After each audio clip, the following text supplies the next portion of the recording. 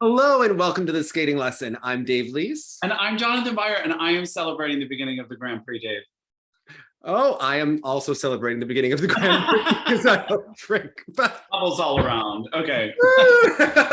Seltzer is fun for everyone, and this one has all of that fake sugar in it. Love it. All right. For those of you who are new here, please remember to smash that like button and subscribe below. We are going to be discussing everything that happened at 2022 Skate America and the Golden Skate of Moscow, which I have to say, a lot of feelings about it. We need to just get all in there, discuss, and get in. What did you think of the Grand Prix without the Russians in the smaller venue in Boston? Lay it on me. Okay, so a couple of points. Because some of the skating at Skate America was very exciting. That was great to see. Because maybe the fields weren't as deep as they were. Yeah. I did then just sort of like travel the globe with my watching and sort of round out the field, if you will, to just add a couple more factors to the skating I was like taking in this weekend. And it's interesting, you know, in Moscow, I don't think that they necessarily had a full crowd, but they use those multicolored stadium seats, so it always looks more crowded. The other solution is have such a small venue that it's packed.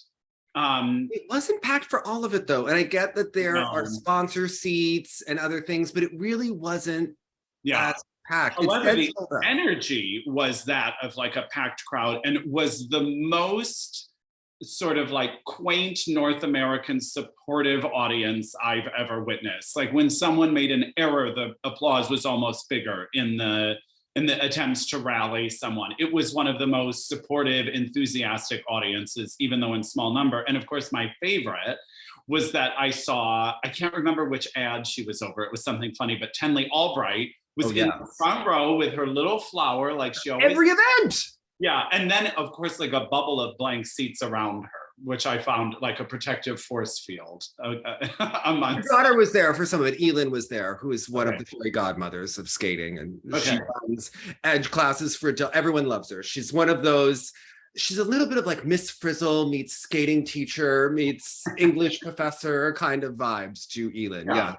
And Henley just a class act through and through. Looked like $1 million just sitting there, was an appreciative audience member for everyone. It was neat to see her like that. We really need, like, how does Tenley have Elin, who's, I don't know, we need to find, you know, we need to know more about that family, but you know, look deeper. Yeah. Maybe Randy can explain, but yes, it's neither here nor there. But also, and our good friend Na was right in the front row underneath one of the orange signs for Consumer Cellular, and you can always see her, like Ilia Malinin landed his quad axel right in front of her, and she got the great video that I shared on the Instagram, and it was on the Facebook and she also was like in the background of so many great replays, so going crazy for Kaori. So with her good friend. So it was so fun to watch her there. I have to say, yes, not having, there are a couple things that are obviously in the men's event, the retirements were the big issue, right? In other disciplines, I did notice the Russians being missed. I have to say, honestly, I missed having that level of competition and sometimes theatrics. Listen, a lot of these personalities haven't been focused on or developed in several years, right? Because Terry has stolen all of the oxygen in ladies singles. She has infiltrated pairs, right? She's even infiltrated dance a little bit. We don't know some of the other coaches or personalities as much because there's been no focus or development of them. And they also haven't been involved because when everyone's competing for fourth place or third, maybe a token bronze, you don't get to know them as much. So it's very new and different in that sense. The level of skating, not always as high. Yes, these athletes are clean. That's another thing to discuss. Although if you watch the Russian feed, it was so freaking funny that people were getting mad that Valieva won. And they were like, well, Sofia is a clean athlete. They should give her the gold medal, not drug cheat Kamila. And it was like, excuse me, what part of this?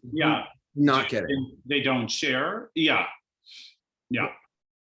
I digress. Wasn't the announcement supposed to happen yesterday?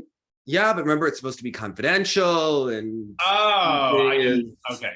I was. But eventually, we will find out once it goes to CAS right? And everything with WADA. So, but I wonder legally, and obviously not many people are paying attention to this yet, they keep focusing on the confidentiality part of this, and they're claiming that the IOC broke this. Now, journalists found out who this was. Obviously, someone was going to potentially be provisionally suspended from the Olympics. There was no way that they weren't going to find out that it was Valieva. I wonder if that's going to become an argument against the punishment, against getting the case thrown out or something because of this protected persons. This is not just an arbitrary statement that's being brought. So when you hear, but she was 15 and they broke the confidentiality at the Olympics, that statement could become important. They may try to use that as some sort of defense in this case, or to get it. But wasn't it just a deuce? She was the only person that rule would have even applied to, so it didn't matter? Yeah. Okay. All of this is ridiculous, okay? Yeah. And Russia, to this day, has never discussed whether or not she will be stripped of her gold medal at the Russian figure skating championships. Meanwhile, they say that they are launching a full investigation and they are totally on this. Right. And again, Europeans hangs in that balance as well. Absolutely. Yeah. So, I mean, yes, there are athletes who don't have their Olympic medals. At this point, it feels so freaking ridiculous. As we've moved on, I mean, those athletes, I'm sure, have not. But I think although some have moved on from the sport, but yes, obviously they are still wanting their medal. Yeah. So, I mean, it's just, I wouldn't expect anything to happen anytime soon. I would imagine there will be a court case, probably an appeal process after that. So it will be long in coming. Plus, the war is not ending anytime soon. People were asking, because Annabelle Morozov had said, oh yeah, we're not changing citizenship. And it's like, yeah, yet. Right. After the year, Right. There's a big strategy here, because this does count as a year sitting out of competition for anyone, even if they're participating in internal Russian competitions. And clearly Russian, they are able to. But the world points are not being added. It sort of stagnates everyone. Yeah. So yeah, it's very interesting times. But I have to say, I did feel a little bit that the level of competition was not the same, because in some of the disciplines, if there were 3 Russian spots, they were replaced by athletes who wouldn't normally qualify for the Grand Prix. Right. Which is fine if they're up to the level of competition, but because of the way points and things are doled out, in some cases, they really weren't up to the level of competition. And that in a smaller venue, everything made it a little bit of a difficult watch in the first groups. The first group of the pair event was... Yeah, that was a tough watch. Yeah. But that is a discipline that has been in trouble for a long time, not just because of the Russian situation. Also, China hasn't been participating, so that event is... But even outside of those 2 countries missing, for there to be such sort of an absence of depth, like, and again, even I was thinking, unfortunately, we as fans had this very exciting close competition that broke down between Deanna and Alexa that was very engaging to watch, and one of the more interesting pair competitions I've seen in a while. But it was sort of a battle of double sow cows and sort of, an technical arsenal that we are overly familiar with. And it just, this discipline is in real danger. Because again, we see lots of competitions where they can't even host it.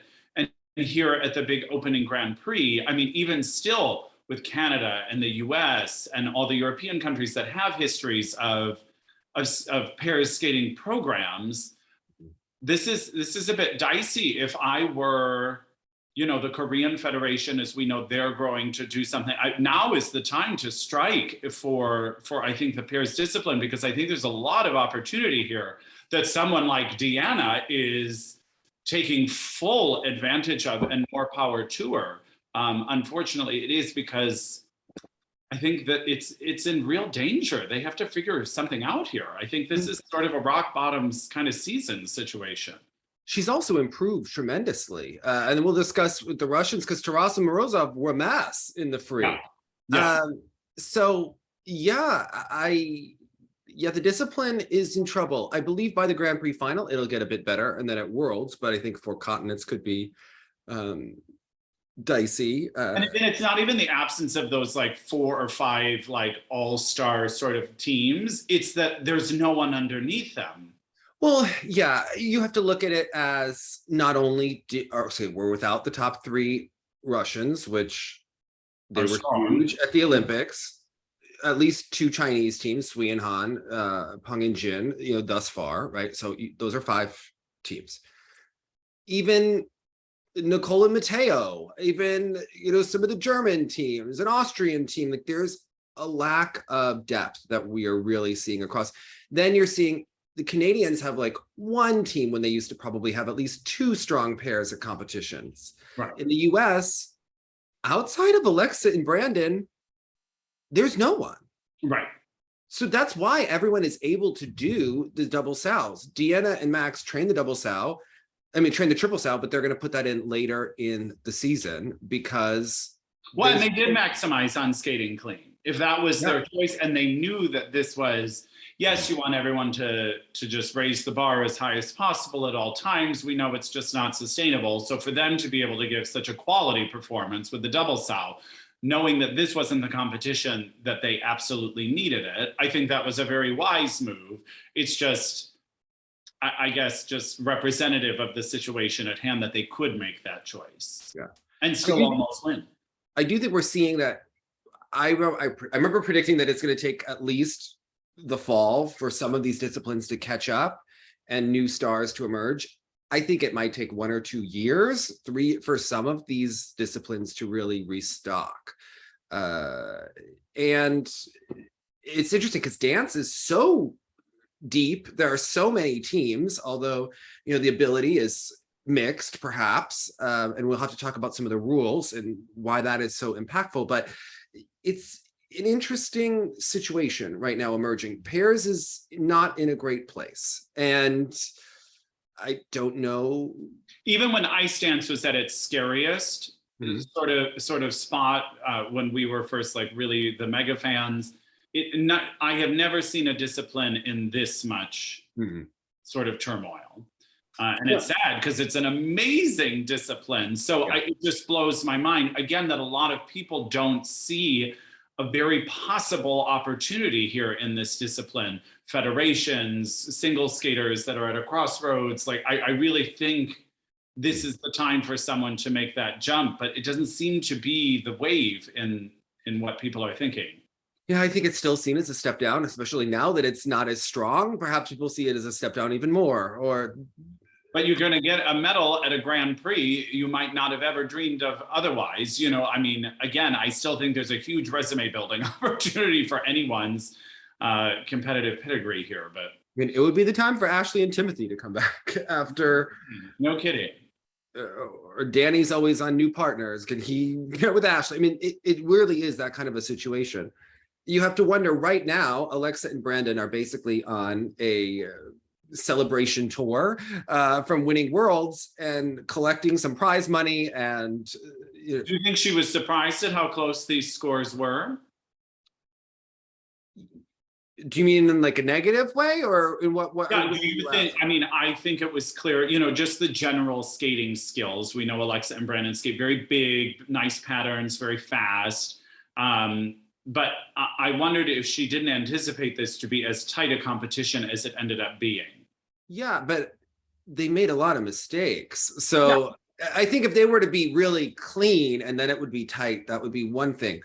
They did make a lot of mistakes. The one thing I will say about Alexa and Brandon is this. They're very strong technically when they do their elements. They are an elements team. They are skating to rock, clearly to have zero romantic connection. They also don't. Neither one seems like the artsiest person, especially Brandon. Okay, they just don't seem like they're going to the independent cinema at any time, right? That's not going to be their angle, and that's the smart move. Yeah. Who's Brandon's favorite composer? Composer is like a lofty term, perhaps. Coldplay, right? I don't know. So, Pearl Jam, like really, I don't know. So, sorry, that was so shady. No, I was right there with you. Okay, that's okay. Yeah.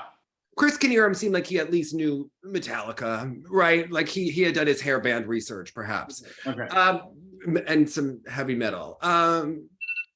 But in terms of these other things, I just don't know with Brandon where that artistic sensibility is. Shaylin Bourne can be great, sometimes reaches a bit. Do you know what the beginning of that short program is about?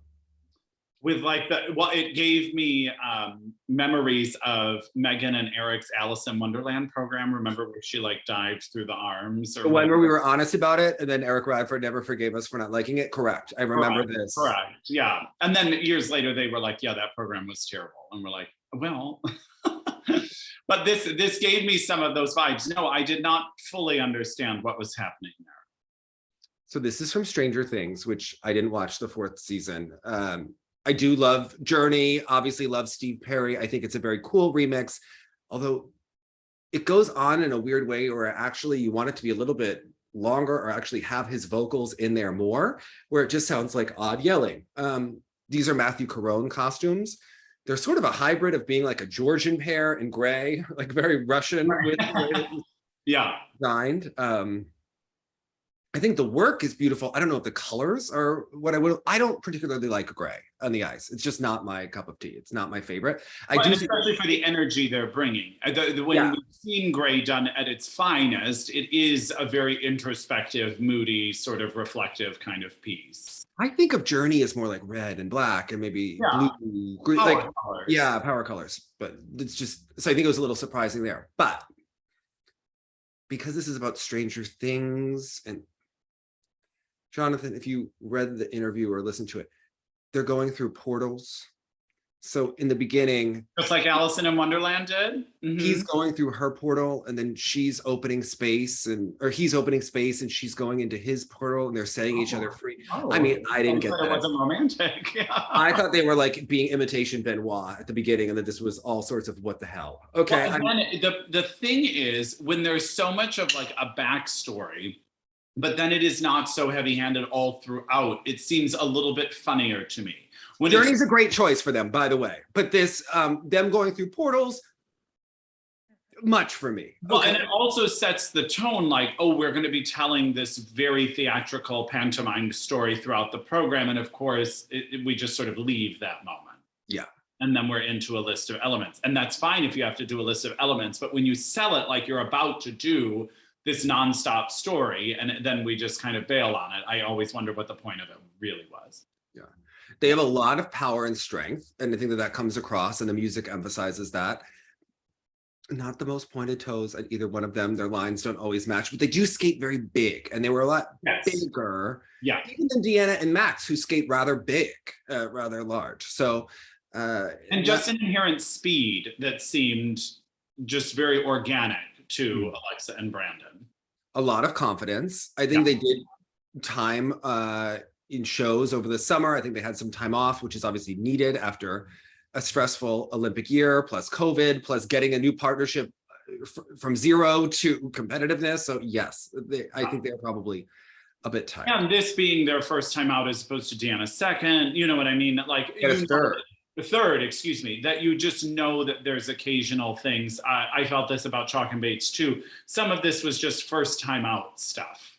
Yes. You know, I feel like there will be more interesting choreographic moments once probably things settle for them. And of course, then it was interesting, Deanna, who got an earlier start to this season, was already sort of adding those in compared to her first two outings, which made it the performance of it that much more exciting. Yeah. And it's clear they're a team that the fans are behind big time. Well, they have that extra aesthetic. Yeah. And the one thing that Deanna has, where Alexa and Brandon don't, is that they do a tango, and there are a lot of nuances and a lot of choreography and things. And they've actually simplified it because they had too much in the past. Deanna's from the old school skating style. I think everyone loves her. You see it in the best way. Yeah. He presents her very well. He's very strong. And, you know, Deanna looks like $1 million in the costumes, and as she does better, she becomes more inspired. It's one of those like awesome things that when the program is cooking, you see her lighting up more and more, and the performance becomes greater. And even if it's not just about the moves and the music at hand, but just someone just living their best life, which I felt at the ends of both of her programs here, it just sort of pulls you in as an audience member, where sort of Alexa and Brandon, especially in the free skate, I felt were being very careful and thoughtful and trying to make sure everything got done. But yet you're kind of sharing that moment with Deanna, which is just always inherently exciting to see, I think. Yeah, and I think COVID was especially hard for them being a new team, a little bit separate from Alexa and Brandon. Obviously, they were off the ice in the beginning as well. We saw them in, I think, her backyard doing lifts and things like that. For Deanna, I know that her parent, her mom and her husband were in Chicago and she was in Montreal. And this went almost on for 2 years that she couldn't see her family when they were in Montreal. And then on top of it, they were locked down so many more times in Quebec, even than in Toronto, based on, and way more lockdowns than we had here in the US. So yeah, I think that there were some struggles there. And she's definitely, I think, the type where she needs that summer training to get prepared and feel confident. And I feel this year they really had the full off season to get ready and go gangbusters. And I think you can and see again, she, as we've talked about in each discipline, but particularly in pairs, she sees that open door and she is charging through it. She's the one that kind of sees what's possible right now and is taking advantage of every opportunity. This is a huge start to her season. Even when I knew that she was going to stick around another season, I thought, oh, I wonder if I would if I were her. But then to see the way this season has started has been inspiring. And this is what? This is her 7th season in pairs now, I guess 6 years, but 7. So it's starting to add up, right? Yeah. Over time. So that confidence. So and able to apply it now to the right kinds of stages. Yeah, that she wasn't always afforded before. Yeah. And I think this partnership, I think it's a better match, even aesthetically, than Deanna and Nate inherently. So yeah, I think it works. And the material is much more interesting. And the Brandon and Alexa material, the short program was a little bit more interesting to me. Yes. The free skate was a bit one note, but maybe that will grow. But just inherently in the material, I'm just sort of like, oh, it's just kind of a there. To me, it feels like last year's program to different music. Yeah, almost a short program as well in its own way. To me, their short programs with the rock, and they did Linkin Park one. To me, it tends to work better than their free skates in general. Their free skates in general seem to be like, we're two friends who've known each other. They go moodier and slower for it, and that's what doesn't seem to enhance their style. The quicker, fast-paced stuff seems to really complement it. But yeah, I think the rock. But yeah, I agree. The upbeat. Yeah, that's them. Yeah. I think it's more them. Yeah, I think the Harry Styles was maybe a good choice, but just that song is a little bit one note. It's a little bit lacking in the kinds of. It should be the whole thing. You know what I mean? It's not the introspective part. It's sort of the entire program. But I was talking to someone who's been a fan for a long time, and she's from the dance world, Kate Penner, who we were talking about circles and why it doesn't work for a lot of these programs. And the Olivia Smart version of circles worked because they had Hugo and Carl Hugo compose an original interlude in the middle of it. So if you watch when Olivia Smart did it, it was, in my opinion, the only circles I've really loved because it gave you a break from it. A break, and it like moved, and it has the whole section when they're doing the dance spin and everything. That's not in any of the other programs. Right. And when you hear the circles, it's just repeating and driving again and again and again, and it's difficult to listen to. Yeah, I agree. Some of that. So that's why I had, whenever I considered doing circles, I had gotten approval to use that. Okay. But I think other people should, and they should, if they're going to use it, because it doesn't work. But otherwise, aside from those top 2 pairs, Jonathan, I don't think it's nice to talk about the other pairs at all. I think we can move to the next discipline. Also, I think it was like, whose twist is bigger and better? I mean, incredible. I'll be curious to see how both teams grow throughout the season. And it's interesting because when we were in Russia, we did see, the team that was winning there do triple axel, dear Lord, triple Lutz, double axel sequences. And so even though that kind of technical content was not present here, the fact that there were two teams that were close in score that were like vying for a prize, it didn't almost matter the technical level. It was still fun to watch. Just even in those like world pros or something, even if back in the day, maybe people weren't doing Lutzes and flips, but everyone was doing Lutz, Saukow, or loop, Saukow, and Tolu, you just sort of adjusted your overall bar and you could still enjoy the competitive nature. So the fact that there were at least two teams vying for the top spot here did in the end save the discipline for me, because I was still excited to see the outcome. I thought, honestly, on Friday night, I felt like the first 6 groups of pairs were not interesting to me. They were super interesting. And then the men's event was just kind of like, it's like, oh, Ilia Malinin's going to skate and not do the quad axel. I mean, it's gotten to the point where his other quads, which were so exciting in the past. The Lutz in particular, yeah. Who cares when he's going to do the quad axel? Like, I'm sorry, but like, what? I'm going to have to watch this for that long. I mean, people were talking about messaging. Why did he take the vest off? Oh, what's going on with the vest? Why did I don't know. It was offensive to anyone with eyes, and God intervened. Okay. I don't know why he took the vest off, but it was interesting because actually when he was warming up with the vest, a couple of thoughts. First of all, that was the first time I've ever seen Ilia looked irked or a little bit spooked on that opening warm up. Like you could just see him like sort of taking it in.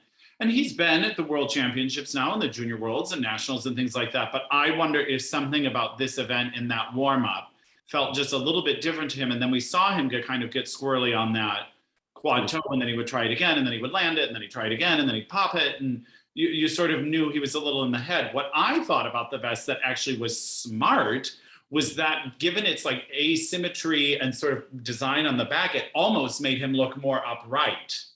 So at first I thought, in the same way when everyone hated like the off-center, like weird stuff Nathan was wearing, I was like, actually, it might be really helping the way we perceive his line.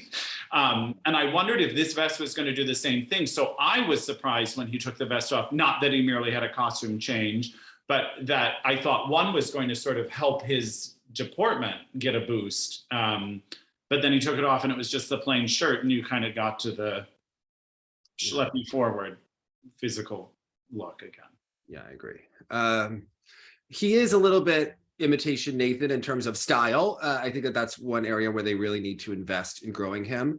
I was talking to Ari Zakarian, who represents him, and they really want to make him like a big time brand, and think that Ari's big, that skating needs to have him in magazines, on the Today Show, to really get that mass appeal.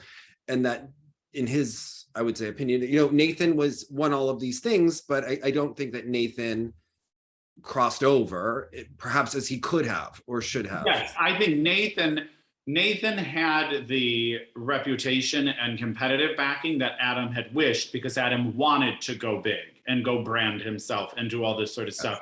That it didn't see, I mean, it's clear, obviously, Nathan took advantage of plenty of opportunities that came his way, but his goal was not his brand and his fame.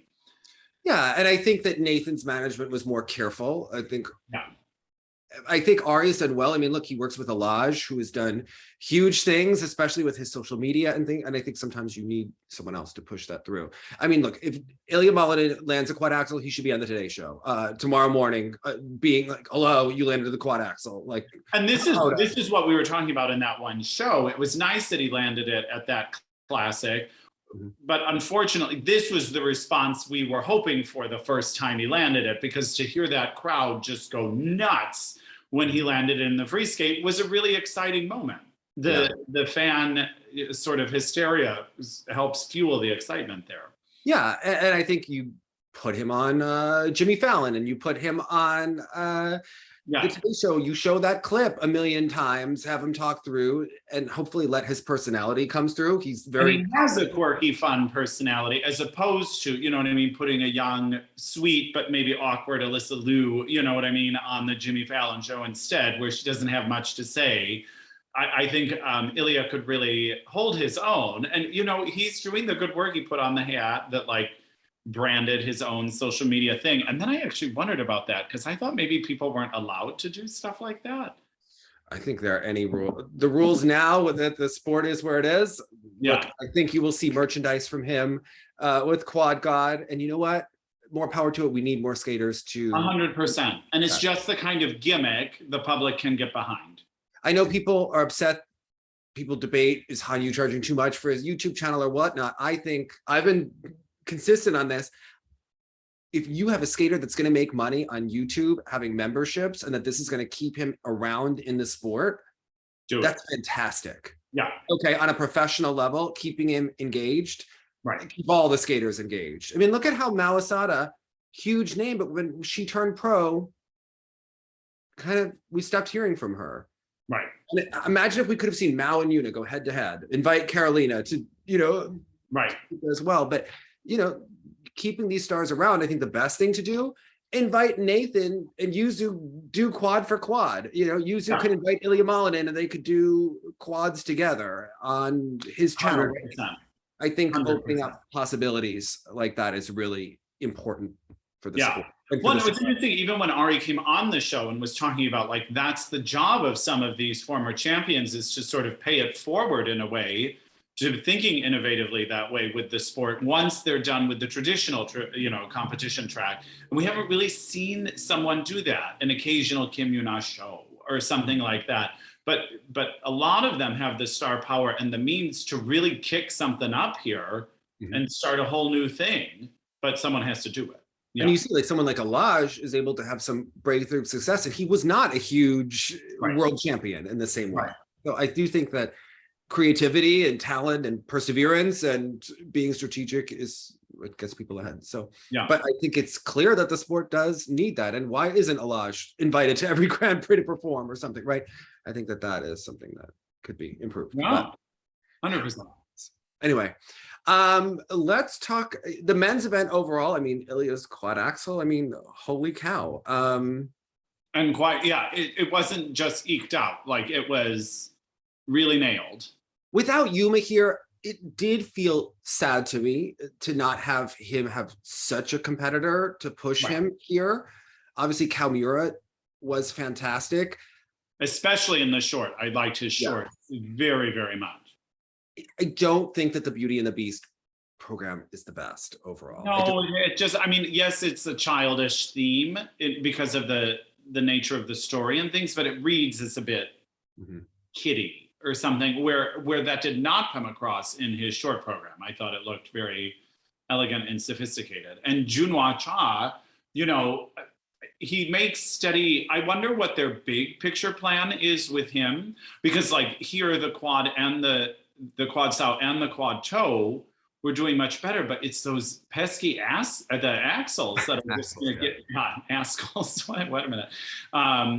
It's sort of becoming a thing.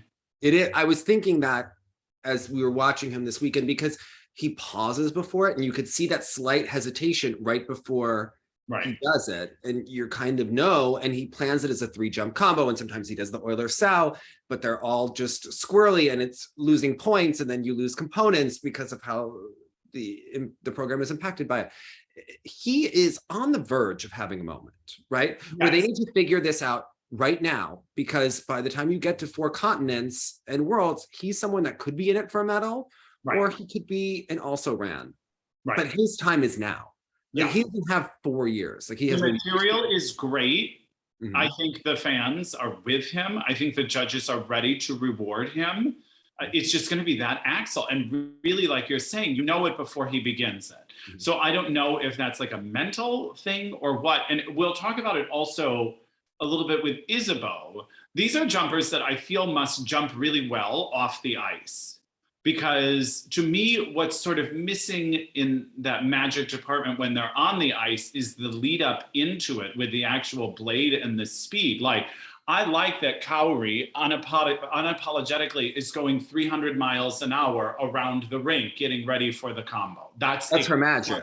right? That's exciting to me. That's real skating. That's what's good from great, right? The difference. Yeah. And so these other things where it's like, here's a transition to sort of distract. Now I come to a screeching halt and just from a standstill, a la the Soria Bonoli opening double axels in the 90s, like just like take off into the air and have very little flow in or then subsequently out of it. And that's sort of and he does it so well on his quad sow, but again, screeching halt every time those axles come up. So I don't know.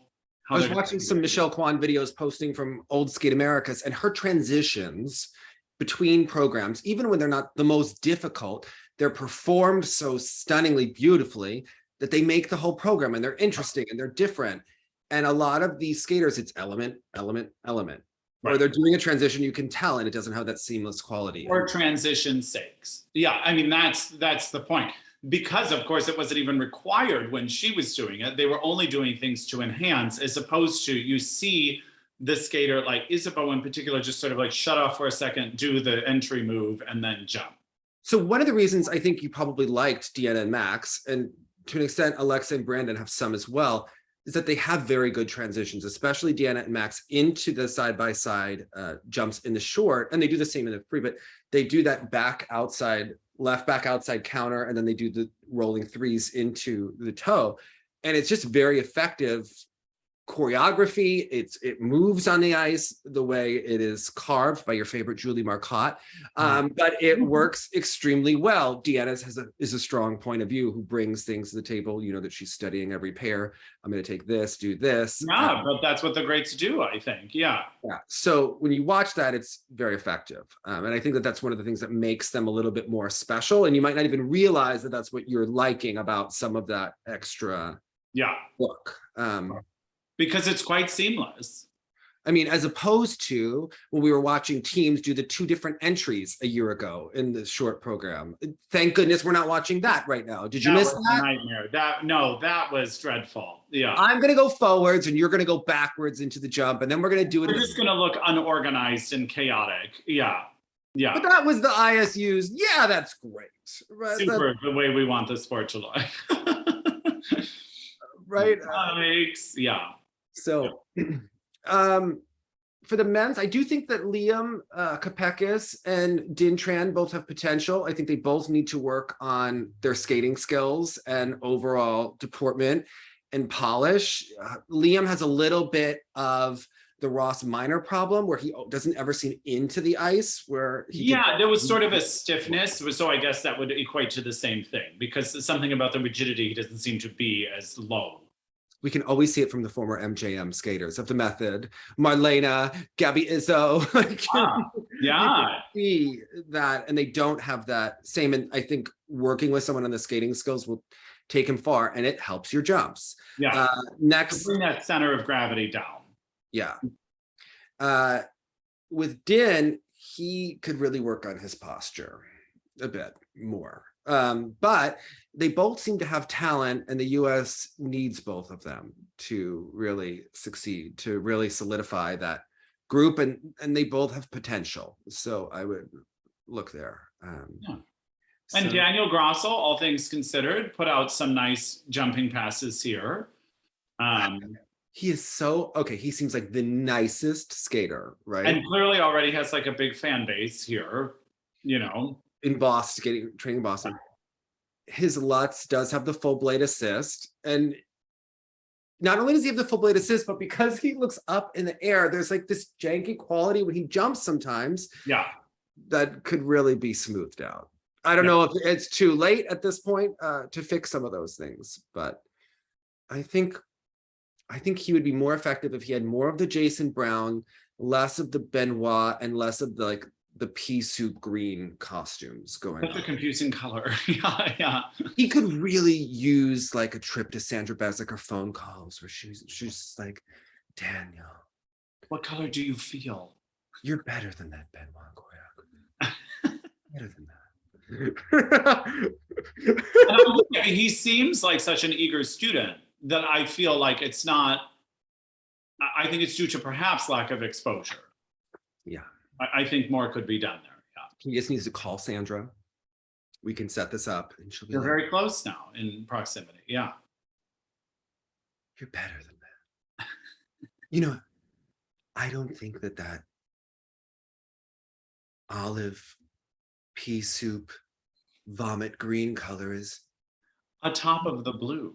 Yeah, or the gray, whatever it is. I don't think it's bringing out your best qualities. Right? Like, how would she say it? Right. She would be right. Yeah. So there you have it. She'd be like, have you ever heard of Matthew Caron? I think she would say it in such a way. Sending you his contact now. Yeah. Come up with your own unique style. Right? But I think he could. I think a meeting between them would be very beneficial. Even Yumi in Boston would be helpful to him. I mean, yes. Run, don't walk over to Wellesley, right? I just get an Uber right now, okay? Yeah, that would be helpful. Roman Sadovsky. More of the same. And Wesley Chu having the same haircut as Vincent Joe, having the same music as Vincent Joe. And color palette, yeah. I can't even watch it, Jonathan. I can't, like, I feel bad watching it. I feel like, Dave, turn your brain off. Dave, don't say it. Dave, don't say it. But it's hard not to notice. Yeah. It's uncomfortable, okay? It's too on the nose. Yeah. You know what? It's a new coach at the top level and they will learn, okay? They also could call Sandra and she could say, oh. Now, are you sure that's the person you want to emulate? Yeah. Well, of all people to like copy, like exactly. Yeah. Why not Nathan? Right. Right. Why not anyone? Someone why not Junma Cha? Why not Yuzu? Nailing it with the material. His material is the favorite for me of the men this year. Yeah. Anyway, it was not my favorite. Okay. It was noted, Dave. It's a tough one. All right. The women's event here, a mix of some great skating and some also, we need to get one skater out of the way. This Katya fake Polish girl from Russia. Okay. Yes. She's charming. She has a little bit of just like, you know, she's just kind of like the embodiment of La La Land come to life, right? Like if bubbly, she's got a Yuki Tomoto's La La Land program were a person, it would be her, right? Instead, she's going up. Yeah. It doesn't mean that she should skate to up with balloons on the dress. And then fall down. And the tights are always atrocious. The program is always bad. And it's not even Benoit this year. We can't even blame it on her. Oh, the fascinating thing is like, there was always some inherent quality to her skating. So you always kind of knew she was around. And then it was Europeans last year that somehow she just endeared herself to all of the fans. And there's been this huge just like wave of love and support for her. And so they're clearly trying to ride that like sweet likability train. But again, I think she has more to offer than that. But maybe she should visit Roheen like Kaori did. Do they get to go clubbing with Roheen? Like, is that part of the... Is that part of the educational process? Is that part of the package deal? Like, do you get to hang out with Roheen and go to the... I think Kaori did. I'm watching the short. Right? That would track. Yeah. Yeah. But she would greatly benefit of some edgier material. Maybe Jason Brown and Roheen could work with her because she has some of the perkiness that we like from Jason. And right. Yeah. It needs to make it cool. Yeah. Yeah.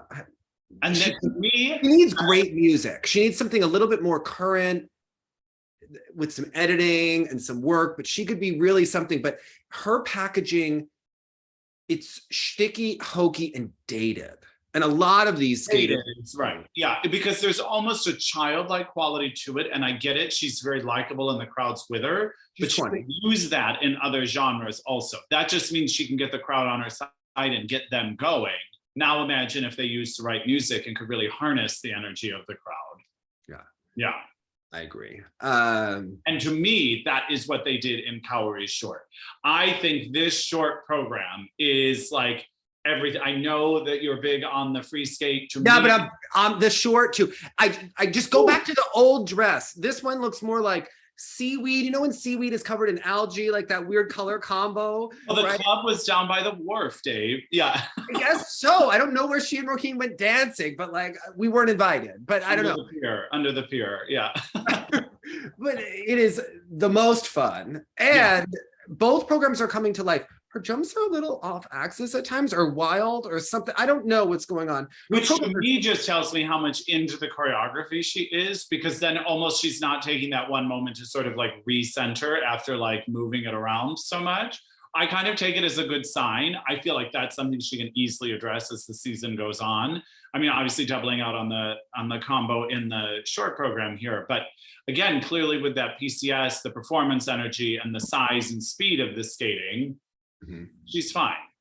Yeah. She was never really in danger, despite what the numbers imply. Yeah, look, she didn't look so happy with her scores, but I mean, they couldn't be scored high enough for her material this year. Oh, I love them both. Do you notice that she's giving you upper body posture, which she never was before? And do you know how little rolls and stuff in the short program in particular? The short program addresses like everything for her. I'm becoming stan this year. I'm so into both of these programs. I'm into the haircut. She's flying. She has these interesting transitions, the choreography, the slides. It's fabulous. And regardless of the circumstances, you walked away with an Olympic medal and a world title. You didn't have to upset the apple cart this season, but I love that she chose to anyway, because she's going to come out better for it. She could have easily just sort of like clamped down and done more of the same. But I love that she took a departure and is risk-taking because it's paying off. She got the only good program out of Marie-France this year. And you know what? It was worth it. Yeah. Have you seen one other program from Marie-France this year where you're like, wow, I really liked that? Well, I wonder if she's still tired from last year. She had to Of course she's tired. They've been collecting countries. They've been on top of the ice dance world for 8 years. They had several iconic free dances last year that they offered their team. How many years do they have to fight with Hubble and Donahue for, or play marriage counselor? I mean, you saw that series. Okay. Yeah.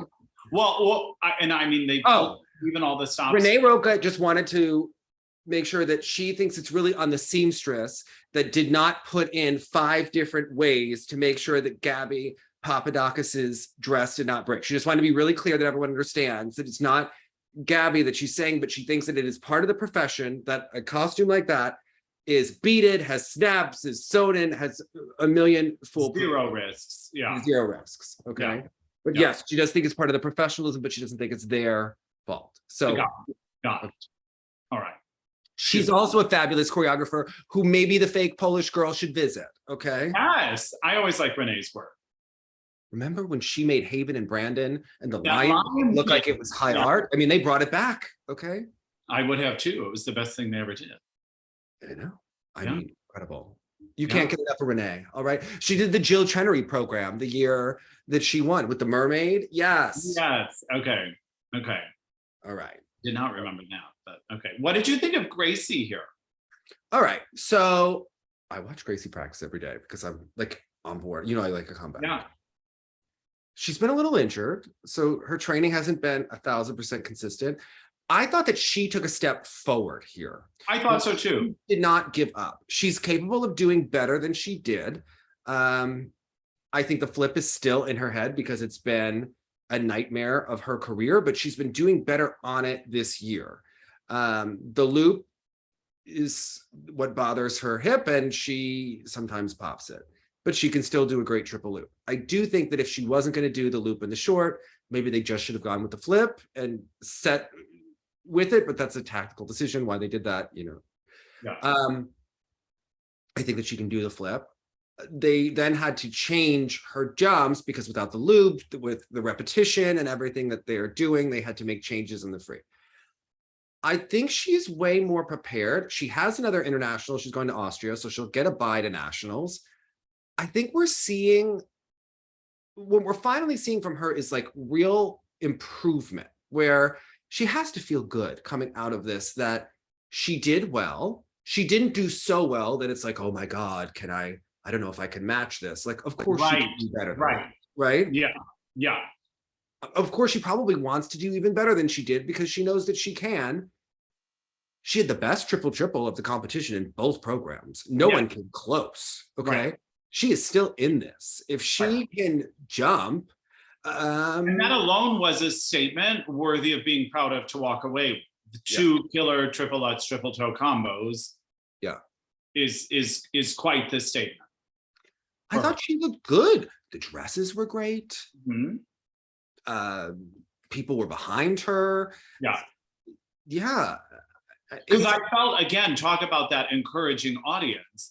Even when the loop went awry in the short, they almost like determined what her response was going to be after that program, which was an elated one when it might not have been otherwise. She might have gotten down about the loop, but the audience, again, just made it seem like she landed 10 quads, you know? And so there was this sort of like euphoria in the building, and you could see her sort of genuinely smiling at that moment, which is a nice way to walk away from that, because as we know, most skaters are going to be perfectionists. They're going to talk about they doubled this, they two-footed that. But I felt also her takeaway from this competition could be very positive.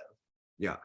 Yeah. And they were behind Amber Glenn, right? Amber Glenn, yes. Who really is leaning into her non-traditional persona. When she was with the Canes, I feel like they like almost whitewashed her. And I don't know if it was her choice or their choice, whatever. Yeah. It just didn't work. These packaging is leaning more into Amber, and it seems to be much more effective for the audience and everyone. We don't have to listen to any more of those sad songs all the time.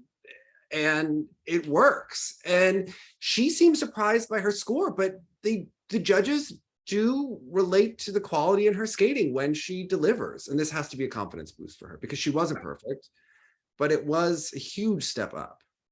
Yeah, it's almost like you see with skaters in that sort of level or position, and Camden being one of them also earlier in the year, when it's sort of that realization, no, you can do this. They'll go with you if you do your part, but you have not been doing your part consistently enough to allow them to do it. I think this was a real statement here, like, honey, if you put this out, we will give you the reward. And sometimes I think there's inherent disbelief that that would ever happen, but they were really ready to go with her. Yeah, they are ready. And I think if she can do this and keep delivering performances like this, it will keep improving. And the slight errors she had, again, the whole process going into this season seems so much more organized and non-chaotic. Because even when she would have like okay outings before, it was so sporadic what went wrong and what went right, seemed by chance, and everything was just sort of a messy sort of lead up into events. This seems, I don't know, I feel like there's a plan in place, and I sort of trust her process a little bit more than I have in the past, it seems. And did Damon match his suit to her dress on purpose in the free skate? Because that's always encouraged, right? That's always fun. You get points for that, right? Yeah, not wearing the socks in this weather, I don't know about that, but okay. I'm a big fan of like having the bare ankle, but like obviously in an ice arena in October seems less functional to me. But you know, my friends and I all go to the same primary care doctor. He never wears socks with his shoes. And everyone's like, oh, did you see Dr. Caustic? Yep, he didn't have the shoe. You know, you think he always has like, he always has a Cartier bracelet, some expensive either button down or sweater on, skin tight pants with his fancy shoes, and no socks. And it's like the uniform. So yeah, I mean, it's stylish, but again, to me, it seems seasonal. Yeah. Yes. Everyone's a big fan of him. Okay. Yeah. But anyway, all right, let's get into the Isabeau of it all. So she does have, what I notice is when we talk about her lack of speed, where it really shows up is when she's going into the jumps, she slows down. She almost stops. Yeah. Yeah, like Caroline Jang going into that double axel. She does this, especially on her flip and her Lutz. Yeah. Which again, they're trying to mask with the entry. Like I sort of see what they're trying to get at there. Now, we've talked a lot that we thought that her technique would result in injury. And people thought that she might have been injured in the practice, trying to see, is it like a back hip kind of situation? You can see that there is like an unsteadiness on her flip and Lutz technique. She comes to like almost a standstill, and she bends over on the takeoff to wrench her body to get it around, which is worrying.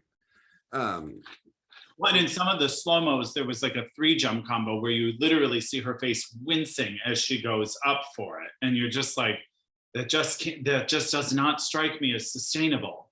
Well, is she injured? Because she wasn't even here the first day of practice, and you have to wonder why that was. Was she stuck in traffic? Was she not there on purpose? I don't know, but it's worrying. Yeah.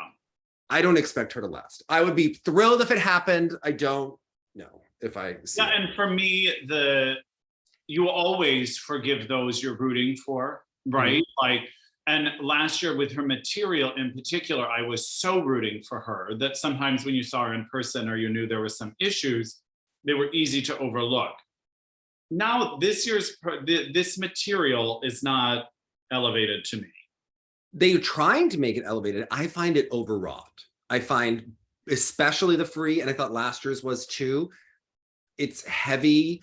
The singer on top of the My Sweet and Tender Beast by itself is nice music, especially for a short program. The free, it goes on. If you're going to be that balletic, go for the PCS girl, lean in and do it.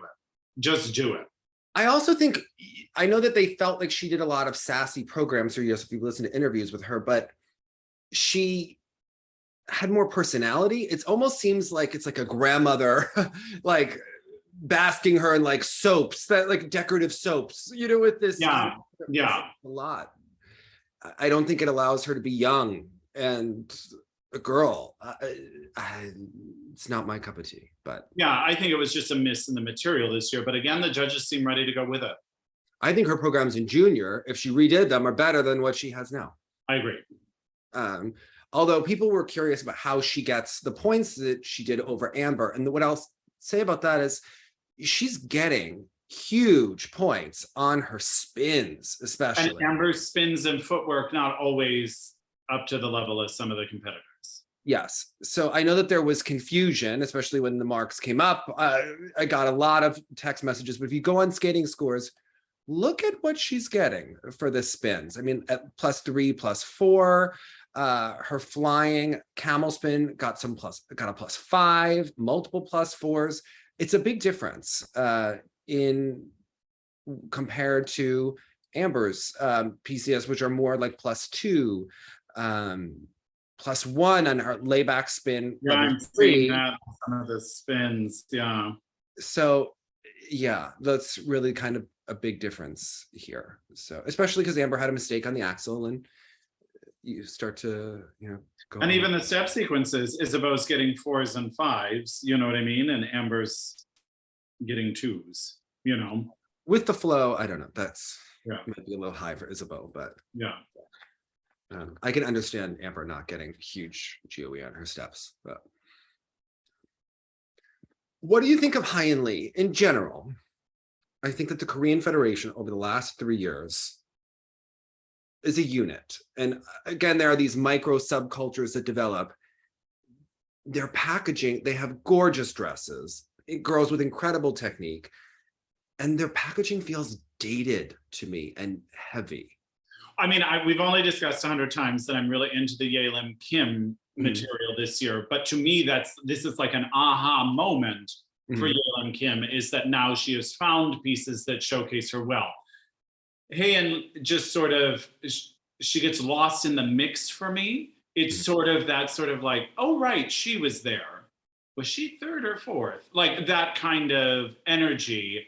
So if it's not going to be in a technical element, it needs to maybe be in something about the presentation, like what's the thing Hyan does? And I don't have an answer to that. It's not that one killer combo like Yelim had, or the triple axel like Young Yu had, or Joshin or something, the way she moves. There's sort of, she's like solid all around, and yet no one thing sort of piques my interest. So she sort of gets washed in that second group of ladies for me. Yeah, I do also think it comes to the music with her. Remember Fire Dance really made her come alive when she did that program. These programs aren't as effective, and she does struggle with under rotations, and when she doesn't have the right music lifting her up, it's just less special to me. And when she was on the Junior Grand Prix, she always stuck out because she was the non-Russian skater. So she was doing lovely edges, big open movements, and that sort of stuff. And they sort of didn't run with that as her identity so much. So now, again, it's sort of generic and interchangeable material that makes she has like more of a warmth and a heart to her than some of the other Korean ladies, but without the right pieces of music, it doesn't always come across. Right. You just kind of miss it. So I agree. What did you think about the dance event? Also, solo dance. Your girl Brooke Tufts can now compete in international competitions. It will be, I believe, a series of 3 the first year. Okay. It'll be more similar to synchro, where they have like their own competitions. It wouldn't be at the same worlds as, you know, pairs or singles or dance, but that's definitely a growing. Really into that. Yeah. Yeah. I tried my hand at synchro. It just personally wasn't necessarily my bag, but this I could really get behind. Okay. Now, whenever we see someone that's just failing at a discipline, why don't they just become a solo dancer? You know, Satoko, the jumps aren't for you. In a discipline would be suited for it, but Satoko, you're not really a jumper. Why not the solo dance division? Marin Honda, are you still trying that triple toe? Remember Alex Johnson? Alex Johnson could have been a killer solo dancer. He probably still could be, as cool, because you don't have to do those jumps. You could probably keep doing it for a long time. Exactly. Stay healthy. Does he get free ice at Chelsea Piers? You know, it's not cheap to coach there. If he's working with Camden, maybe he could do it himself. All right. There you go. There you go. It's like a big ham. Maybe. Yeah. All right. So the dance here. Yes, Dave. Well, first, here, wait, now I'm all out. Let's talk about Peacock Premium. I don't know where everyone is watching these days. Obviously, it was available on NBC, and you could watch it live streaming on Peacock Premium, which worked for me because we were in the same time zone, so that's a very feasible option. When I was watching Ice Dance this afternoon, I was also doing my laundry. Anything else you need to know? And suddenly, like, the laundry was ready and Chock and Bates were about to go. So I thought, okay, I'm gonna pause this because I really want to focus on the free dance. I don't want to be distracted and doing stuff. So I paused it, went and changed my laundry, and when I came back, the broadcast was over and kicked me out, and there was no way to watch it. And I was like, surely if you had paused for a moment during the broadcast, it would let you finish watching the broadcast, but they had a hard time limit. It kicked everybody out at a certain point. But you knew who to ask.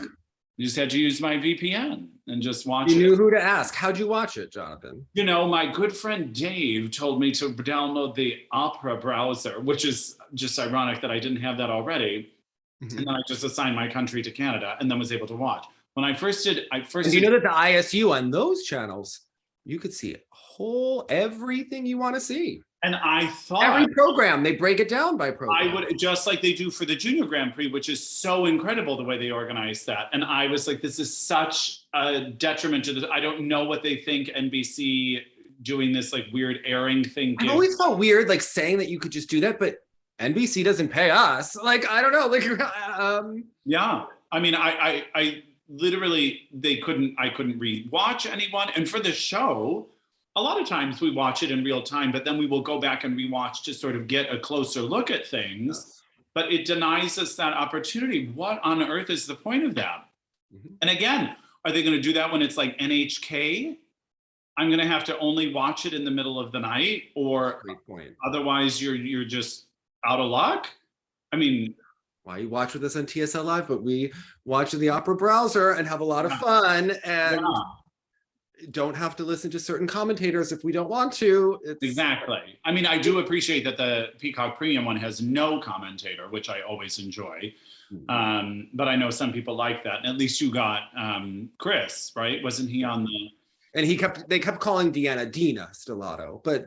Yeah, I had a few moments. So they're only both from Chicago, but it's okay. Oh, yeah.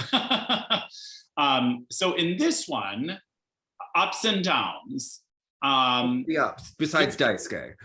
Yeah, but Daisuke ended up being a down for me because I thought, what a missed opportunity with all of this material. They, to me, in their material last season, won every award because that balletic free dance was just such a stunner and unlike anyone else. So for them to now start with a covered face Phantom of the Opera program. I love the rhythm dance. Yeah, I do enjoy the rhythm dance very much. And again, they got even more credit last year because they also came up with a unique solution to what was just an overall terrible rhythm dance for everyone. This one, they were sort of taking a more straightforward approach. What I loved is what a technical moment they made out of their midline step sequence. Like they set it up and like, we're basically like stretching, like, all right, here it comes, here it comes. And it just built in this excitement to the audience because we're like, here comes a midline step sequence. I actually liked their costumes. I know a lot of people did it, but I thought that they loved them. Loved them. Who wouldn't like them? When I posted those pictures, look at them. Everyone's like, no, ew, what? I thought that they worked. Oh, they were sensational. It was like Versace. It was vintage Versace all over it. It was perfect. I don't know. I really liked it. I thought it worked great with Gloria Estefan. I loved it. That it had energy. I thought the program worked. Unfortunately, they get a little sloppy at times. And some of those, like, again, their creative rhythm dance last year, because also it was a different kind of vocabulary of movement, which helped them hide a little bit more. And I didn't realize maybe how much of the material was helping mask some of their beginning qualities as a team. And again, they could have done anything for the free dance. So the Phantom was just a little disappointing to me. Again, I think the world was ready to put them on that podium, but the material didn't allow for it. Now, I have to say that I think that the rhythm dance has been completely bastardized. And this is my opinion and not the opinion of that coach of mine who was the caller at this event, who is a scary person of her own and would be like, never mention my name was shot in the same sentence. You know, they're very afraid of him, right?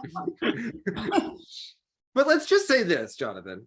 So they got rid of, you know, the partner pattern dance in the rhythm dance, and they just have this choreographic sequence where they just basically dance for what do you think the reasoning was behind that? Because to me that was the best of the compulsory meets the original dance when we were first sold this rhythm dance, and you were like, yeah, well, that makes total sense, have that compulsory dance sort of as a moment in it. I think that they want to make skating more current and hope for that so you think you can dance moment that would cross over to be viral and allow to have more innovation. Not happening this way. Yeah. But they haven't reworked the points, and do you realize that this is the biggest point getter? Like the biggest where you can get your element, your points, is just this choreographic step, which is you do a lot of nothing. There's no skating, okay? No. It's just choreography.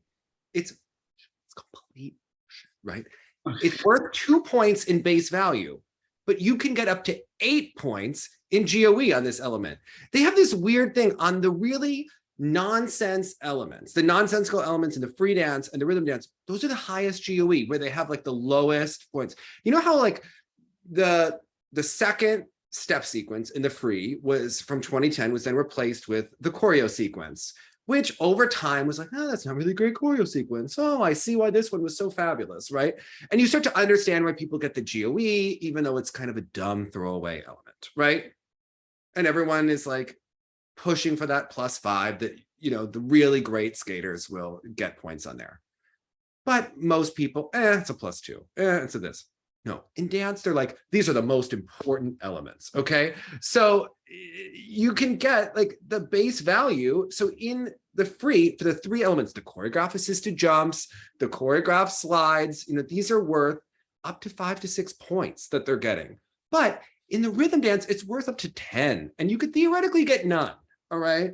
If you get negative GOE. So this is crazy, okay? They used to have allowing the judges a spot to use their wiggle room for reputation judging, right? It's all about the judges. It's all about Marie France and her 14 countries and how many Marina is going to have at this Dennis 10 Memorial, which is why Daisuke is going there so that Marina can control that competition, and why these powerhouse schools collect countries. This is what this is about, because it's all about GOE. And when you go and look at the Chock and Bates lift and how it was judged in the rhythm dance, there were some other friendly countries, but I did notice that Judge 2, the American judge, was the only judge who gave them negative GOE on a lift that was clearly botched. Watch it in practice. Because Peacock doesn't archive anything. Watch it in the competition. They redid the same lift that they did in the snake program, okay? And she never really gets to the final position, and they just kind of fake it in there. Right. Watch it, okay? Which again, that's normal. It's their first competition out. Stuff like that happens. However, should it be... The judging is the problem, okay? Only one person gave it. They got a +3 from Austria. Well, Guillaume did his program. He was in the pure mesh shirt. I mean, that's... So we have an Australian team in Montreal. The Canadian was kind. The Korean team, they've got the Lithuanian +2. Thank you, Allison Reed, for that. And the French judge was very complimentary. I mean, this is what is going on in this discipline. Okay. The Chock and Bates programs. I liked the rhythm dance better than I liked the free dance. I will say that. Are you damning them with faint praise? Because that rhythm dance to me sounded great. Comparative moment. We were going to get David Bowie. When we saw the dress up close, I thought it looked fun. They're engaged and there was no sex appeal in that rhythm dance. Sometimes I think conceptually, I could see why David Bowie, like a coach would think like, oh, that's so great. It felt a little dated almost. It felt like it felt polished and cool, but untrained, right? Like it had a sophistication, but it was just missing the mark for me. And especially and I feel like you can see the potential for where this will grow, because some of the tight moments, like at the very ending, were very Latin ballroom inspired, and they looked very authentically done. And so some of those like fast turns into her dip at the end and all that sort of stuff, I thought were outrageously effective. And so it leaves me hoping that they will fill in more of that through the program. And sometimes when you see those Latin dances in like high level ballroom competition, it isn't so much sex as much as it is about like outward swagger in a way. And they sort of went that route with it.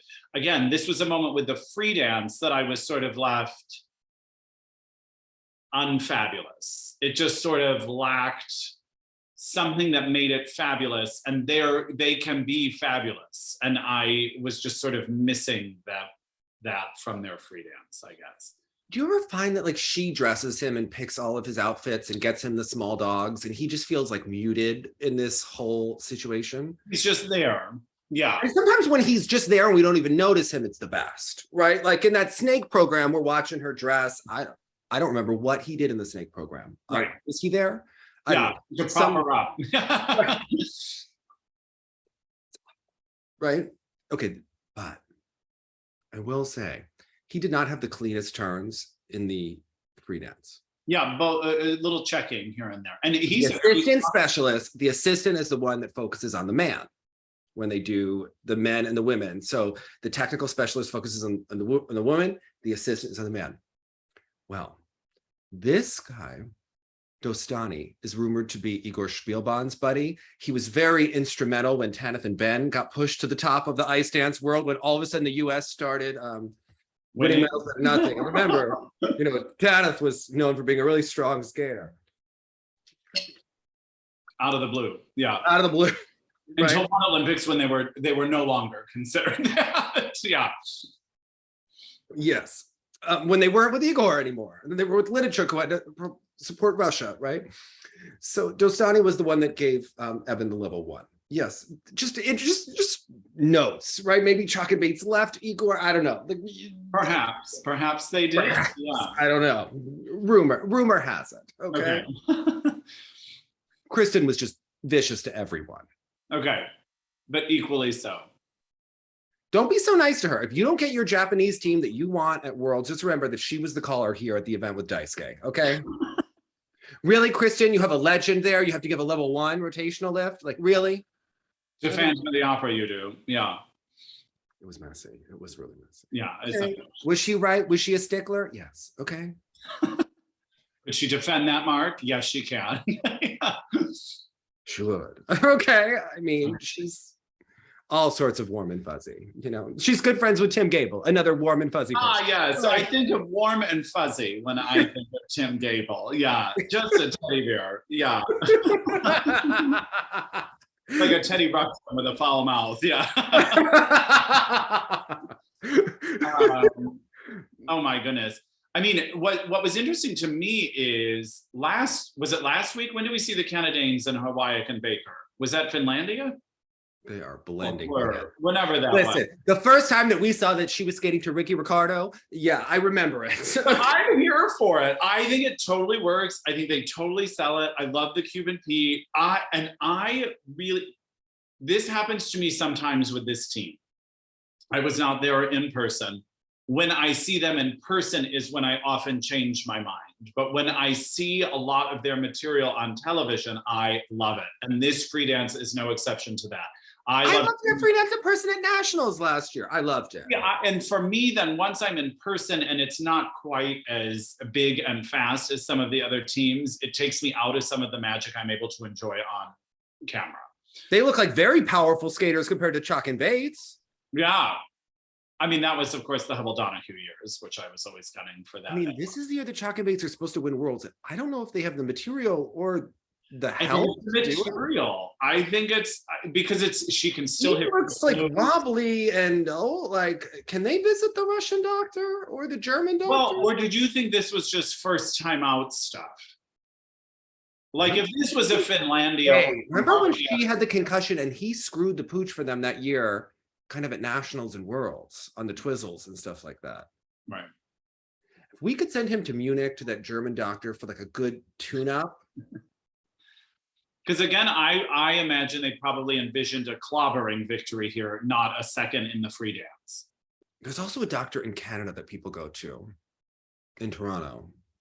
He's maybe a little suspect like that too. Yes. Yeah, I think that we could send him there. No. Yeah, I think that this could be very beneficial because, okay, would you scrap the free dance? Be honest. They don't have a lot of time, all right? Like 100%. I think the rhythm dance is probably much more complex to redo, and I think they could make it work enough. But again, they're too interesting. And again, it's on the line this year. And I do love the Hawayek and Baker material for the free dance this year, but I'm sure they did not envision themselves so neck and neck with them. Okay. I like the Hawayek and Baker. I liked their free dance last year a little better. This one feels slightly like a sequel in a darker color. It just goes by so fast for me. I blink and it's over, where almost all of these other free dances, I was like, oh, how are we doing? I do think that the choreograph assisted jumps that Chock and Bates do are lovely. Although I think it's hilarious that people always have argued that maybe her skating skills are not the best. And now we have a bunch of elements where they can get points for not skating. They're supposed to master this year, right? This is built for them. The music is a snooze. Yeah. It's bathtub music. Yeah. It's put on some candles and the new Taylor Swift album. I mean, this is really not getting it done out. All of the common denominators for that kind of music is to like go away and just sort of think and feel like nothing for a second. And that's not what I want from an ice dance, free dance. Their nicest elements are when he's lifting her, when he's dragging her in a split. Yes, and there's one when she's up and then she just slowly, and you know it's going to be even greater at the next competition, she slowly moves her leg over his head to the other side while in the air. And you're like, it's going to be a moment. But again, those moments don't even necessarily match the music. There's what they sell is maybe not the traditional ice dance strengths, but they have tremendous strengths in what they can sell. They're just not being optimized here, I feel. The skating elements are the rougher, the twizzles and the 1 foot. Yeah, I think Baker nail that 1 foot. They nailed it, and they were more in sync. The brackets were really in sync this time for them. Yeah. Again, the second time out also, which I firmly believe, and I'm trying to remember that with Chock and Bates. But again, I know they've got a long journey ahead. Why didn't they do an event before? I know it's political. I imagine they're burnt out. And knowing that their long term is for Worlds, so maybe they felt like, let's start late. Yeah, but then when you do a free dance, that's a fairy nymph situation, and it's but not fairy nymphy enough, almost. And you lose the free dance at Skate America in your home country. Did you see her fake laugh and the kiss and cry? I mean, she has that nailed. Yeah. That was uncomfortable. All of the dance teams, it was clear what they anticipated on getting, and then their response to the actual scores versus what they were expecting. Those were coming in loud and clear in the kiss and cry. Now, the choreographic sequence, they didn't get any points on. And this is the thing. If you are not within 2 meters of the boards when you start, you get no credit for the element. I don't know why the ISU is like, it must be within 2 meters. This is the most important thing. Like, it's like the most bullshit element of the entire thing, right? But yet the rules are clear.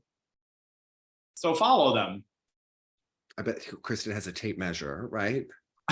She's got like one of those laser things, like for hanging pictures. Yeah.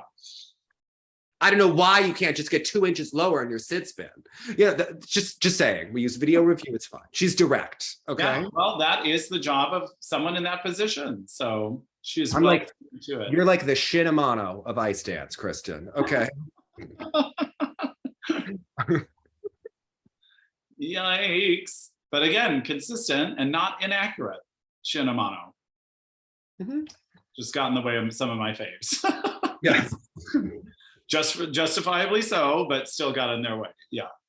Listen, if Daisuke doesn't get to Worlds, just you direct that where it is. You know exactly where that began. Yeah. Okay. Just bring back the old free dance. It was so good. Phantom. They're too good for that. I really like the rhythm dance. I think that the free dance has a lot of cool moments. I don't know. Yeah, and I love them. I'm rooting for them. But we yeah, were rooting for you. This was, yeah, exactly. That's what I felt like yelling the minute I heard of the Phantom. But you know what's so weird, Jonathan, is that like these Latin programs this year, we hear the same Mark Anthony songs. Yeah, remind me again what the actual pattern is called, or what the actual. Well, there's no pattern anymore, and we're doing this. What? But I don't know. But then we go to Russia, right? And they're like, Latin, we are going to give you bright red in Annabelle, fluorescent neon pink in the Krylova team, and we're going to give you Cardi B, urban. Yeah. Cardi B and Pitbull. And you know what? It worked. More interested. It worked. I know. Annabelle doing Cardi B, I was here for it. Talking about dropping the Balenciaga. Right in that twizzle section. Listen, her father is a problematic person. She's a former Ford model. She has all the face and the acting and the dresses, the blue dress for the free dance. I mean, she looked only about $1 million. I mean, I think she started dating this partner as soon as they teamed up. They were in like couple photos on Instagram, but you know what? Don't blame her. Yeah. They look great together. Yeah. And he's making her skating dreams come true. She has improved with her skating. Yes, she has. This is a real team here. Notice he wasn't here. He just, he's with Ksenia Stolbova. I don't know if they're married, but she had a baby. They had a son. Isn't it named like Pluto or Platon? It's something ridiculous. I don't know. Even friends of Nikolai were joking about the name of the son. Yeah, someone will say what it is in the comments. But there was some. The Moonlight Sonata, and then the way they hit that fast third movement with their steps. It was not Moonlight Sonata. That was two women that do some cover of Moonlight Sonata. Yeah, correct. That was one of those things where I thought like, oh, I could skate to this. And then I could just hear Sandra being like, you could do better. Yeah. Did you think the original needed the addition of these two women in order to make the music work? What are the lyrics? The lyrics are very strange when you listen to it, but yeah, I got into it. Just hearing sounds. I wasn't even catching sort of like the gist of what the story was. You know what I like about Annabelle? She's gorgeous. She packages herself well. The programs are interesting. And for a first-year team, they give us all the Russian drama we could ever want. Last year, she went toe-to-toe with Diana Davis in the Black Eyed Peas edition of this. Right. This year, they're giving, Russians love a heartbeat in the program, and they also love heavy breathing. What is it in the beginning? There's like when she's laying down, what the is moon that? Panting for air, yeah. I loved it. Okay. But she looks like the team, suddenly I was like, oh, I think internationally they would be in the mix this year. Forget and they Diana. switch to France. If Russia is not allowed back in, they will do the France route. And I think that they will be in it. In the top 3. By next year, in the top 3. Yeah. It's this year, maybe top 5. They have greenlit that fast track for them. Yeah. Now I wonder, will they just be in France? Will they still train with like Zhuk and Svenin? So they're with Stepanova and Buk's coaches. Nikolai made that alliance last year. His judges plus their judges, and they do all the technical work because, you know, Nikolai is like the master of bullshit, of face touching and creativity and technique, not which his is needed, which is also needed. Gorshkov is their technician there. Yeah. Figure out the feet. Yeah. Gorshkov used to work with Oleg Epstein, who worked with Marina. She also is another master of face stroking and looking right and manipulating judges. Anyway, she's an organizer, as they would say. Yes. I think that they have what it takes. Oh my gosh, no question.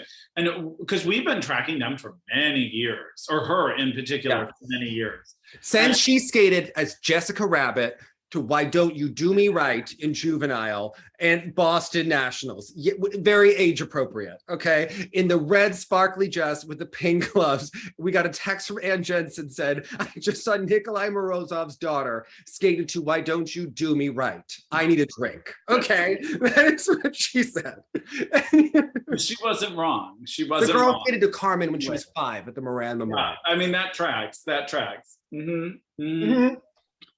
But what she was doing here was a big quality. It was very interesting. She was holding beautiful positions. They had the performance. They had the feet. Like, it is clear that they are about to make some big It's like if Maddie Ziegler grew up with some Russian edge. She was bred for this, okay? We're ready for it, okay? She gives you all the Russian Illinique drama that you could want in this. Yeah, well, in many ways, Annabelle was giving us that, but she just needed to fill in the substance part. And now there was real substance underneath all of that schmacting, and it made for the perfect recipe. Now, are we gonna like acknowledge that she basically is importing a Ukrainian to compete with in Russia, and that before she just had a guy that problematic. Yeah. Before it was like a guy with rifles, also problematic. I mean, I don't know like what if you're gonna get a Russian skater who's not so problematic. Yeah, and again, the Morozov taste level has always had high highs and low lows. Yeah.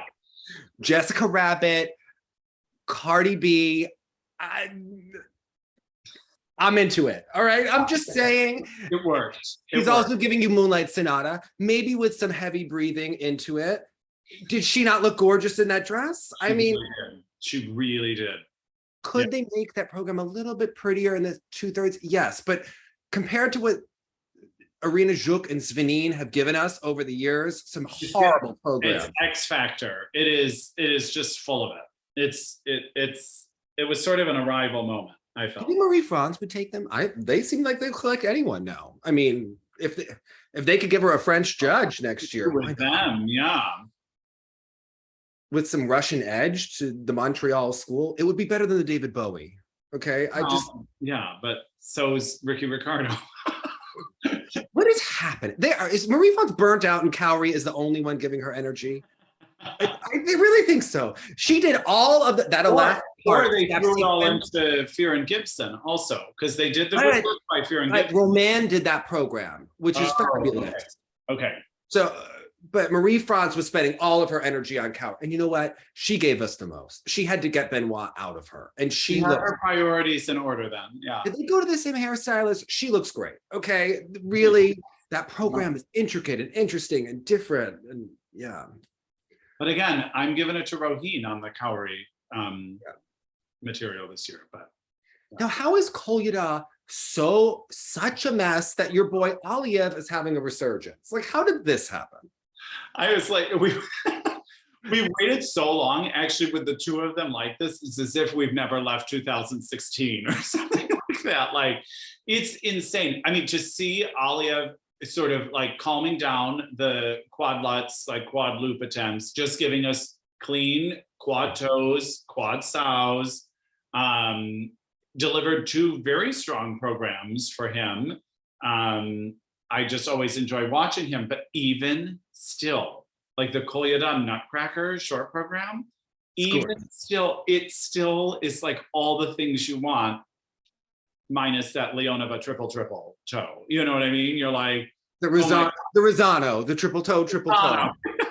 Yes. The Gabby Daleman, the Leonova, like it's a Rosano. It is a Rosano. You deserve better company. Elena Vaitopolskaya was mad and shading him. She's like, "You're wearing some sophisticated." It was when she gets mad at someone like Trusova or Kolyada, she's over him. Okay. Well, I mean, you know, at some point, he's an Olympic champion, and she's calling it out. She's just. Yeah, I mean, you know, there's got to be a lot of stuff going on there. Someone of this talent, this long, different coaches, different approaches, different programs. There are two things that you need to do as a skating fan.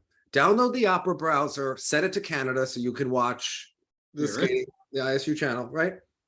And then you need to download the Google Translate Chrome extension and read sports.ru every day. And just, it's like a fever dream, okay?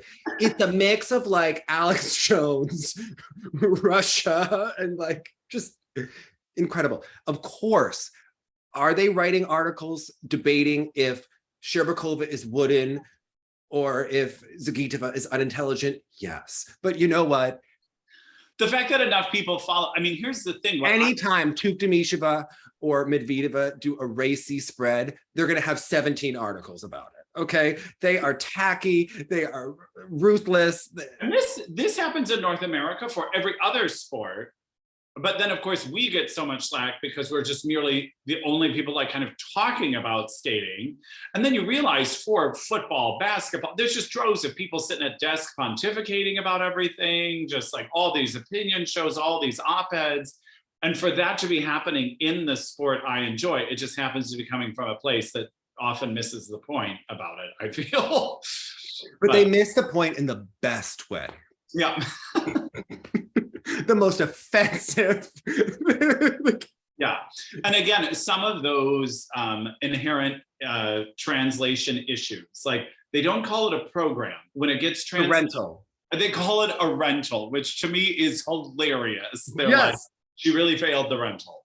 She really failed the quadruple sheepskin coat at the rental. Okay. That's right. Yeah. Yes. Rattenbergers or whatever, like just a couple of those translations. And they don't call them transitions, they call them, there's always like funny terms that you just start to get. Well, it's not skating, it's riding. You ride at the rental. Yeah, although many of them seem to walk on the rental, in the rental. I mean, yeah. Speaking of which, what did you think of Valieva? Well, she went for the quadruple sheepskin coat, and it was not a success here. It was not. The rental was ruined right out the gate. I mean, the rental was ruined when we no longer heard the charming voice of Christine Brennan saying, "Yeah, they cut out all that audio, right? So now it's just music. But don't worry, she still has that damn hood." And then she like, you ever acting or performance where they're like, and hold that emotion. She held it. She got that note. Yeah. Well, because I think in the first one, she was emotional at the end. And in this one, she had like a give 'em hell, ice cold look that she held for an uncomfortably long amount of time. Yes. And you know, I realized we've never gotten to know her. They always just talked about her. They told us she's an angel sent from God with this free leg. But we know Zagitova a bit. We know Medvedeva. We know Anna, Trusova. We learned their personalities. We don't know much. She seems nice. I don't know much. They have her very laughy in the Kiss and Cry. I don't know if this is now an overboard PR thing to be like how much fun we have all the time after those. She is. Terry's always so nice to her, hugging her, laughing with her. Yeah. Right? Now that she's not kicking her in her emotional abdomen while she's in her lowest moment of her life. Yeah, so it's quite the contrast. You're laughing about her quadruple sheepskin going in.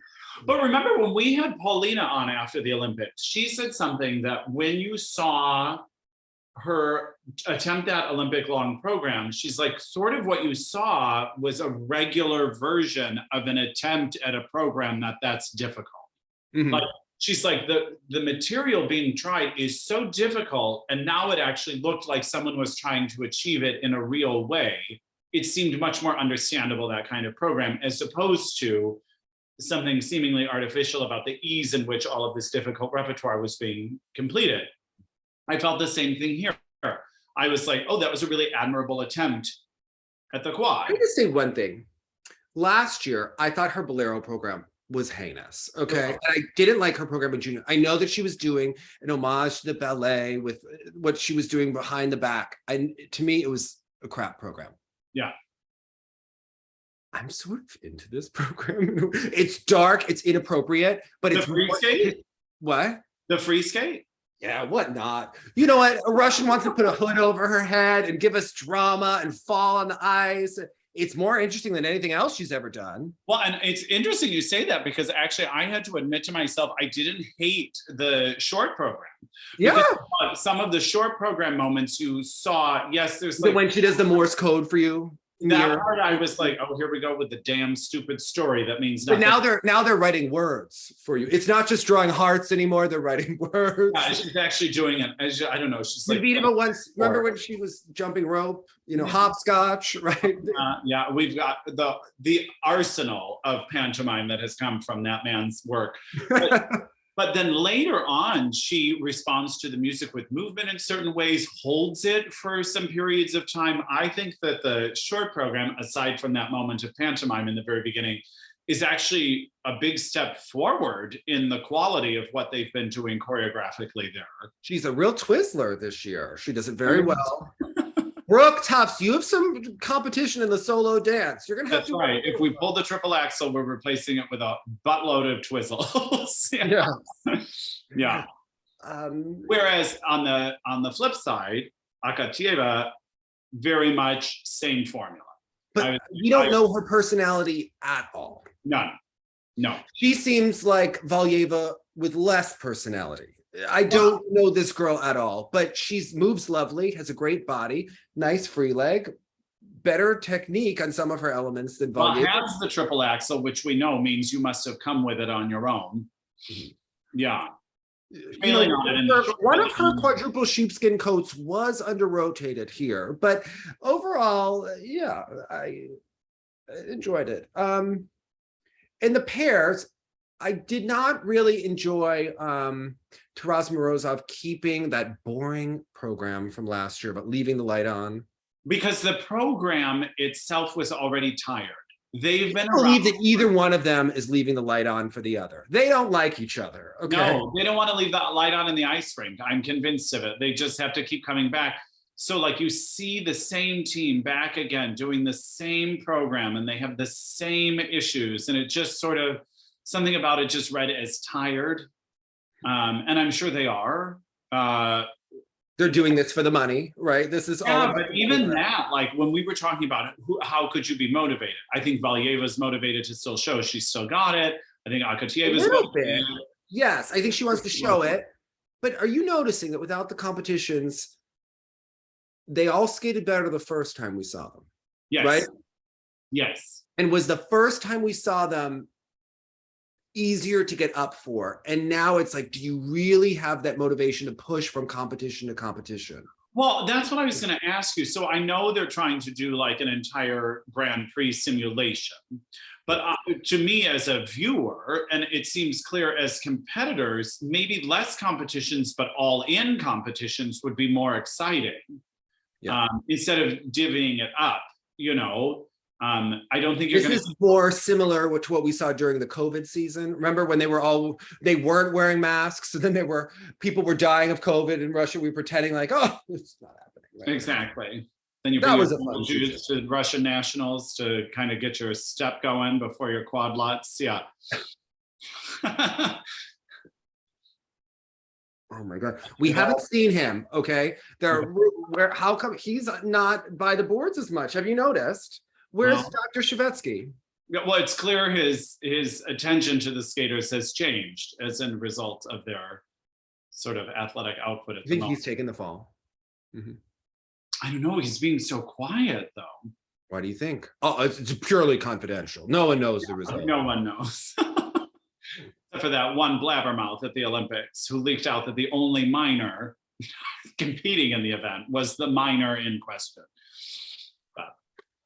They lost. But this No, other coaches, Dr. Shevetsky knows coaches who live here. He loves to make a drunken phone call. Oh. So. He doesn't look like someone I'd ever want to receive a phone call from. But, oh, you do. Okay, because he's got the stuff. Whatever you need, he's got what ails you. Yeah, he can fix what ails you. I was intrigued, and you're going to have to remind me of this pair's name. We have talked about this other pair before. We have watched them at Natalia and Ilia. They have the triple Lutzes. They have the triple loops. They've got no quality. They're not. None. They're not riding very well. Big throws, and it's not just a triple Lutz. It's a triple Lutz, double axel sequence. Mm-hmm. So you are maximizing what you can, and they even seem floored at their points, and that they beat Tarasova and Morozov. But of course, merely by being not Tarasova and Morozov, doing the same tired material for the 200th season, it feels like. Just the energy of this, even though I'd seen that masked short program before, but they just kind of had an inherent energy of newness, which again, in this discipline right now, we're desperate for new energy. And they did at least provide that, I felt. No, your dance team was here too. Yeah. And they're the ones, they're in the neon, she's in the neon pink, and they're doing pitbull. And I kind of love it. Yeah. It's their tired free dance to Spartacus that's boring. It's a bit formulaic, that one. Yeah. And they go back to one of the other ones. This one is not their year. And they're such a special team. Yeah, I think so too. And so I'm intrigued what maybe she can help give them in the future. I don't know if this was like some sort of experiment. It's like when she did that African jungle free dance. What was that? Just go with Carmen, honey. Linichuk, not a bastion of taste. I take from this skater who had a cat's free dance from Linichuk, particularly heinous. Oh yeah. Like that is a kind of cat's program versus that really artful, classy one. Oh my gosh. I look, she has some more cha-cha-cha to her than anyone did. Listen, better than the Ricky Ricardo. It was better than David Bowie. What is Bates wearing in that program? Maybe just have him in black. I don't know. Yeah. We need to, okay, so I think Chock and Bates need to scrap the music. They can keep the elements, right? I mean. And there are some good lift moments, like the rotational lift is very pretty. And again, there's that one moment where she lifts the leg over him while her blade's on his thigh. And it's a really lovely moment. I was missing when she decided to look like an alien and her Olympic moment and had that weird bluish. It seems so much less of a statement. And I think going into a world that you're favored to win, I'd make a loud statement. And this sort of seems like we won't make a fuss and we'll just take our prize kind of approach. Now, if the Italians wind up winning Worlds, because this team... We've already had an Italian dance team win Worlds when they shouldn't have, and it threw the whole scene into a tizzy. Yeah. Yeah, but they had a motorcycle crash in the middle of that free dance. It was fantastic. Okay. Amazing. Okay. What was your moment of the week? It's hard to say. Like, one could be just like the mere enthusiasm of the crowd in Boston, actually. Norwood in particular, because I felt also maybe so much skating that has been back in person in the States has been much more on the West Coast, primarily in Vegas. And then obviously we had the one nationals in Nashville. So I don't know if it was a lot of people really getting back to a major international scene for the first time, but the energy was really great. I'm going to say Junhwa Cha's short program was a real moment again for me, him landing that quad. I think Hawayek and Baker's free dance is a real moment for me, how quickly that time passes. In Russia, I would say sort of the arrival of Annabelle. Cardi B, right? Yeah. I was thinking more Moonlight Fast section. Both of them. So Cardi B. Also. And that breathing that she was giving you, that element of like tacky. Yeah. Like, there's always an element to a Morozov program where you know that they're from like New Jersey, right? Like it could look like beautiful Katya Gordieva Moonlight Sonata classic, and then you're like, there it is. Yeah. There it is. Okay. Like yeah, giving you that Cardi B moment that you knew was coming somewhere. Yeah. And I guess I would just say in general, on like a cheesy personal level is Deanna. Because Deanna sticking around for another season, getting better, taking advantage of an opportunity, working hard, having the moment. Like that's just like inspirational life stuff. That's also nice. Alexa going through portals and Megan Duhamel being like, they copied us. I mean, anyone choreographing Duhamel and Bradford for choreography in general. And especially at a self-proclaimed like weak moment of choreography in their retrospect. Yeah. Always excited to see Alexa. Gracie Gold's triple Lutz, triple toe. Ilia Malinen's quad axel. And seeing Queen Na next to Tenley Albright and Na, the two people that you want to see most in the front row. Maybe both with a flower in the hair, perhaps. Maybe. We'll imagine look sexy, everyone. Bye.